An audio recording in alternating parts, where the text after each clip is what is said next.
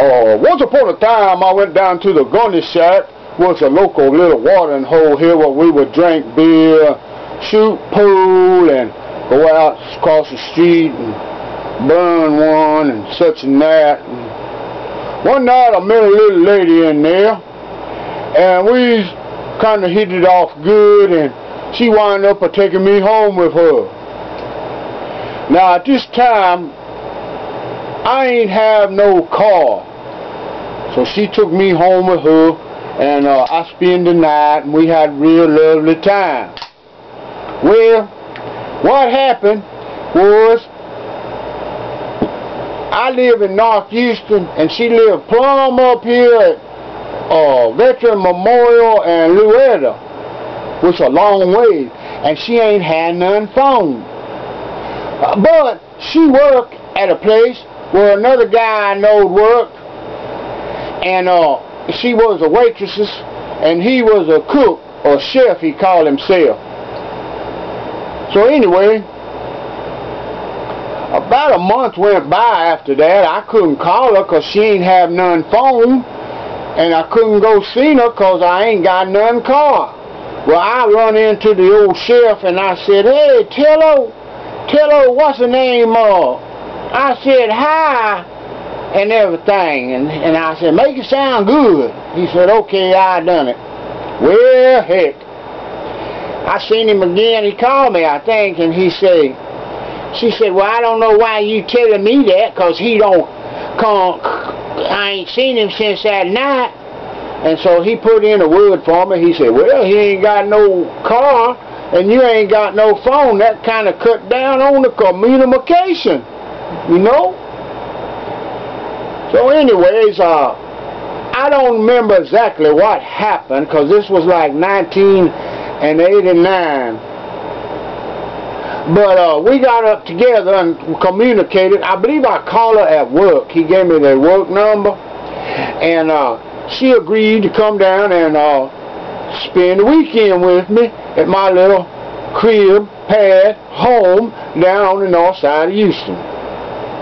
Well, I was all excited, you know, because we had a pretty good time that first time, so I'm thinking, well, we probably hit it off pretty good this time. Well, she come on down there, and we got to, you know, I took her around to all our local watering holes. There was Uncle Bud's, there was Elaine's Lounge, there was Cedar Lounge, there was the Rittenhouse Ice House, and away across a little ways there, about 6 or 7 miles, was Irene's Lounge.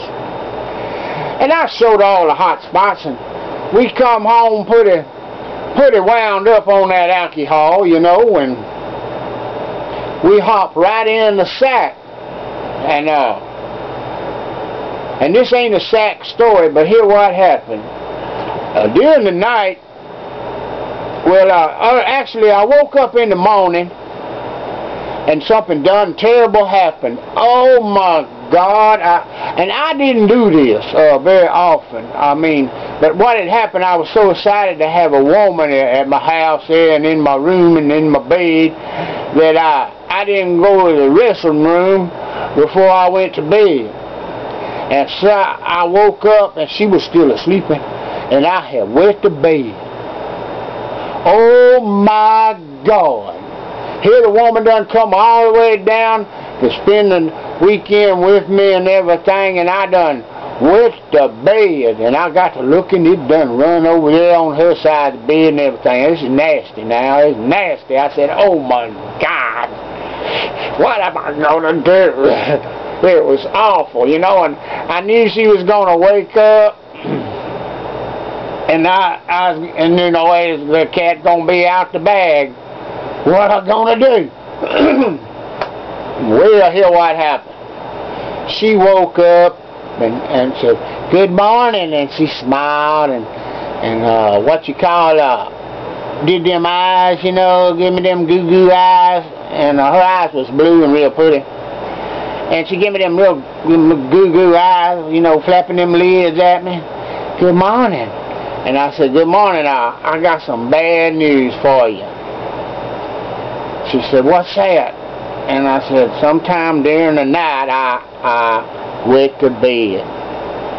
Well, she looked at me, looked right in my face, and she said, "Oh, that's all right. I do it all the time myself."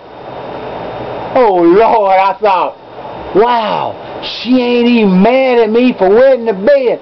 This is a relationship made in heaven. Boy, you talk about some sick thinking. That's what I thought. Oh, good. Now what we gonna do? Go out, get drunk, come home, and wet the bed together? Oh my God, what a relationship! But you know, that's how some of that stuff go when you playing in the mess. But anyway, I'd like to thank you and have a great day. That's a bed wet adventure. XXX bed.